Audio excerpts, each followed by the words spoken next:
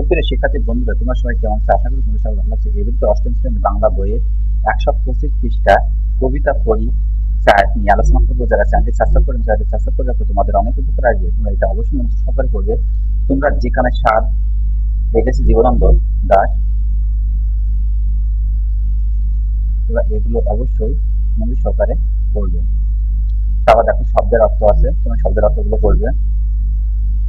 কবিতার গঠন বুঝি, এটা তোমরা পড়বে। জীবনের সাথে কবিতার সম্পর্ক খুঁজি, তোমরা যেখানে সাত কবিতার আলোকে নিচে কয়েকটি প্রশ্ন দেওয়া হলো, প্রশ্নগুলো উত্তর প্রস্তুত করো এবং পরে সহপাঠীদের সঙ্গে আলোচনা করে খুঁজে নিজের উত্তর সংশোধন করো। আর আমি এই বাংলার পারে রয়ে যাব কবি কেন এমন কথা বলেছেন, আমি এখন এর উত্তর চলে যাচ্ছি।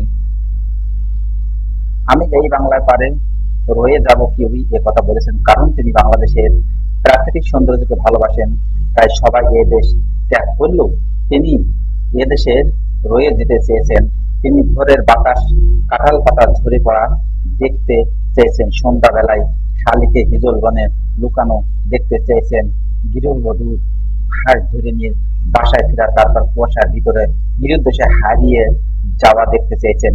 তিনি জানেন এসবই তিনি খুঁজে পাবেন বাংলার তীরে, তাই তিনি এদেশ ত্যাগ করে অন্য কোথাও যেতে চাননি। আশা করি তোমরা এটি বুঝতে পেরেছ। দেশপ্রেম সম্পর্কে তোমার ধারণা কি? এই কবিতায় কিভাবে দেশপ্রেম প্রকাশ পেয়েছে? আমি এখন এর উত্তর চলে আসছি। দেশপ্রেম হলো নিজের দেশের প্রতি, জাতির প্রতি, ভাষার প্রতি গভীর আকর্ষণ অনুভব করা। দেশের প্রতি প্রবল অনুরাগ, নিবিড় ভালোবাসা ও আনুগত্যকে দেশপ্রেম বলে। আমার মতে জন্মভূমির স্বার্থে নিজেকে উৎসর্গ করার সাধনাই দেশপ্রেম।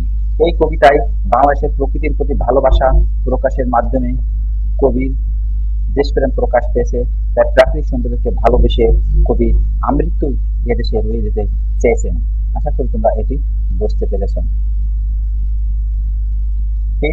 বাংলাদেশের প্রাকৃতিক পরিবেশের কোন দিকগুলো তোমার ভালো লাগে বা খারাপ লাগে?